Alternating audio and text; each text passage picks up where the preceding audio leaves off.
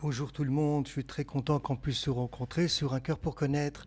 Je vous propose des petites méditations à partir des paroles des évangiles, mais dans une dimension mystique et spirituelle, mais à travers un regard juif, puisque au départ, Jésus, il était tout simplement juif. Alors ça n'exclut pas, bien évidemment, un autre regard. On est ouvert à tout, puisque c'est un cœur pour connaître. Et je n'aborderai pas, bien évidemment, non plus ni la partie dogmatique. Comme vous le savez très bien, que ce qui m'intéresse dans un cœur pour connaître, c'est de partager avec vous à travers le spirituel et la psychologie.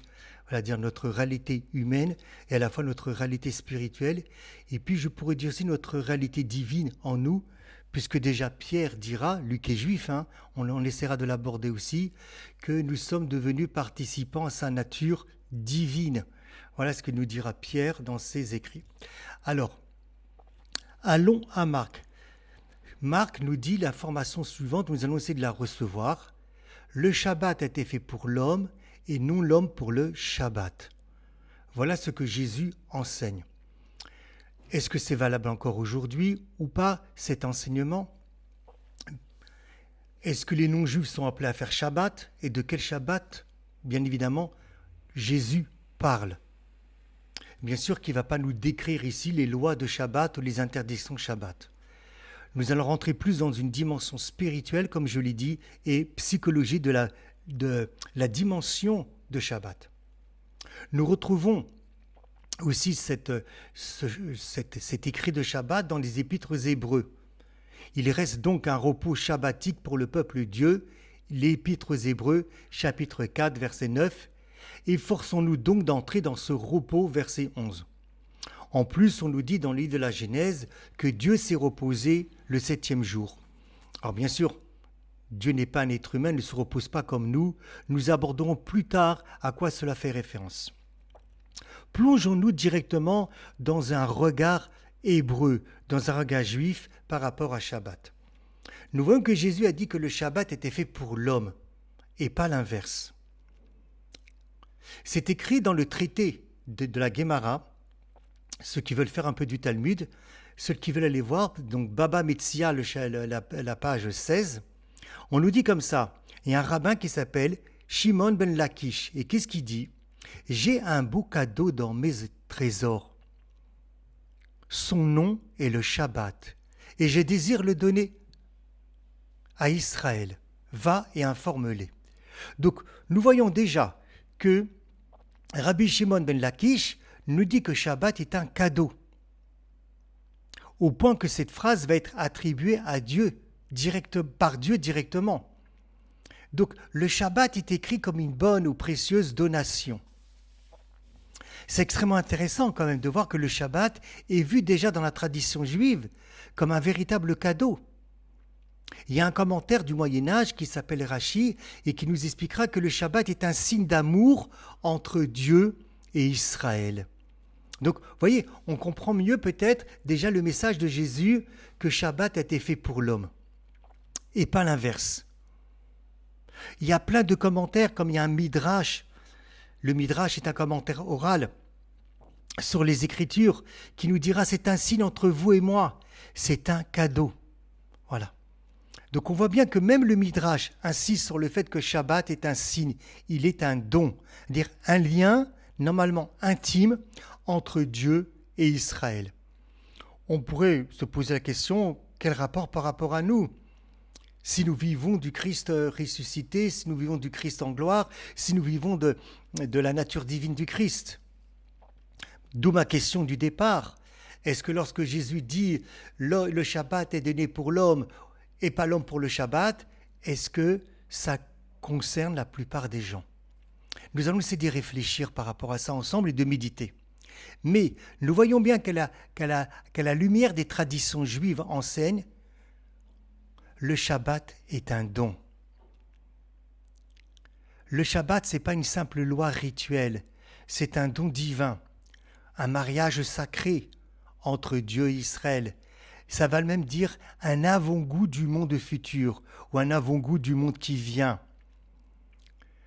On a une autre référence qui nous dira que dans le Talmud, on nous dit que le Shabbat, Dieu dit à Moïse, « J'ai un beau cadeau dans mon trésor, son nom est Shabbat, va et informe Israël. » Voilà. Alors, le Shabbat était fait pour l'homme, nous dit Jésus. Et donc il reprend et affirme cette finalité dont je viens de vous parler, même si la plupart des références que je vous ai données viennent après Jésus. Donc en tout cas, c'était déjà à l'intérieur du milieu de juifs que Shabbat était un cadeau, que Shabbat c'est un repos, que Shabbat était fait pour l'homme. Et donc il reprend et affirme la finalité originelle du Shabbat dans la tradition juive. Un don, un espace offert à l'humain pour se reconnecter au divin et aussi à lui-même, à la création. Donc nous voyons bien que Jésus n'est pas en train de nier le Shabbat. Au contraire, il révèle sa profondeur. C'est un temps pour la vie, pour l'homme, pour sa relation divine.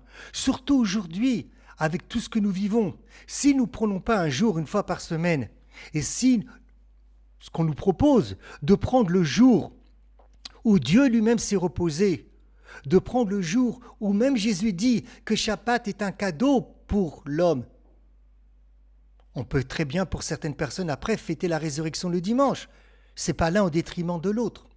Mais de prendre une fois par semaine, de se faire ce travail intérieur, de s'arrêter, d'être comme dans un petit monastère intérieur à la maison. Voilà. Alors c'est sûr qu'on arrivera à vivre beaucoup plus ce que nous vivons de notre véritable nature, cette nature divine dont Pierre-Paul parle. Jésus dira, le Fils de l'homme est maître du Shabbat. Il n'est pas en train d'aller contre la Torah, mais il est en train simplement d'affirmer un mystère messianique.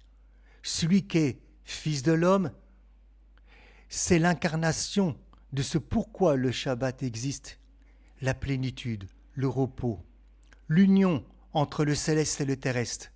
Dans la semaine, on n'a pas trop le temps, même si nous pouvons vivre des moments véritablement de relation avec Jésus.